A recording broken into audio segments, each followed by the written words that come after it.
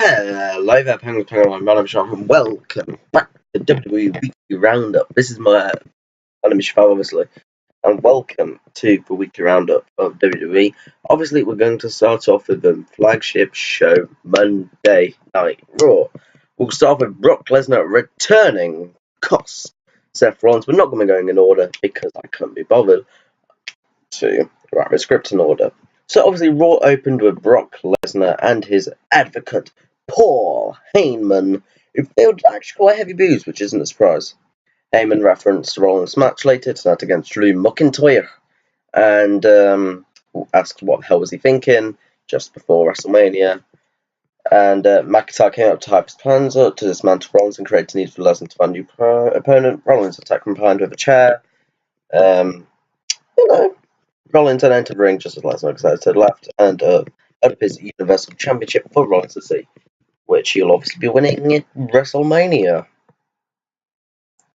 Obviously, then the main event was Drew McIntyre defeating Seth Rollins via pinfall.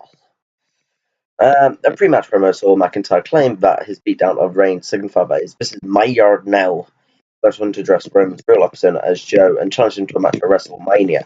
Then you're beating leukemia, but Tom Grant said more, you will never beat me. Rollins went out to begin brawling with McIntyre on the ramp before they broke apart. The main event match saw Rollins get dropped on his face with an Alabama Slam, forcing a Superflex Falcon Arrow combo for a 2 count. The finish came after Lesnar's music hit as a distraction, allowing McIntyre to lay out Rollins with the Claymore kick for the pin. 1, 2, 3. Lesnar stood and left as the broadcast came to a close. Now I'm going to be giving them grades. I'm going to give this a bit of a C+. It was nice development, but it was very, very predictable, so C+. Kurt Angle's farewell match appearance has been confirmed. Right. He gave the McMahon family, Kurt, obviously, thanking for giving choice to be devoted to WrestleMania, but then he announced it's going to be Baron Corbin. I know, Baron Corbin. Kurt Angle then went on to defeat Chad Gable in the retirement tour of Raw. Gable, who thanked Angle for the honour before the match, was incredibly aggressive. It was a good match, to be honest, between Gable and Angle. I would have liked to see Chad Gable get a bit more of a push. But, oh well. Apollo Crews defeated Baron Corbin by pinfall, making him look like an idiot. Crews approached Corbin backstage to issue a challenge, and John Revival letting Corbin know how he disliked he is in the company. Late roll-up and saw Crews then steal a victory from Jaws' defeat. And yeah, Corbin said angrily, this is a D+ for me. Terrible. This is tone deaf. Hopefully, this is a massive, massive swerve. I mean, Corbin is an absolute heel, but I hate him. Don't like him. Ronda Rousey introduced husband into storyline. I really hope the editor, Dave, is not counting up how many times I've clapped my hands. So, anyway, she arrived with husband and UFC heavyweight Travis Brown. Val would not get a pick fight of him. Rousey was scolded by John Cone for being late for a referee. She was fined. Raw hired extra security. Ronda Rousey walked very angrily with Brown outside. I like this Ronda Rousey. Defeated Dana Brooke. Good match, but yeah. I have to admit, the setting perfect heel Rousey, and I like it. B+. Let's go for what happened on Raw. Finn Balor's mystery partner was Braun Strowman, and they defeated Bobby Lashley and Leo Rush. I do not like that. Shouldn't I? Just one of them. And then Braun Strowman announced that, he was going to meet Andre the Giant, but more about what a waste, because that's going to come on pre-show. This is, like, your main, one of your biggest stars, and you're wasting him. Elias defeated No Way Jose via pinfall, interrupting the match segment of a moment of bliss. Elias will be headlining Musical Act at WrestleMania 35. It was just a weird match. Then Bex Phoenix confirmed she's coming out of retirement for WrestleMania to team with Natalya for the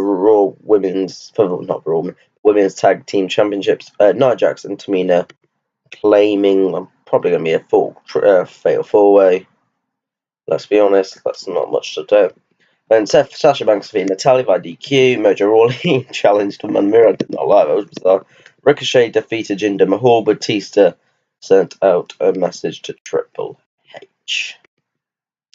Overall, with Raw, I thought it was quite a nice show. You know, looking good.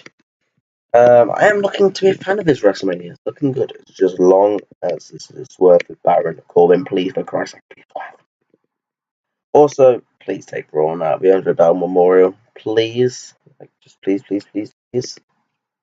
Please. Please, please, please, please, please. Anywho.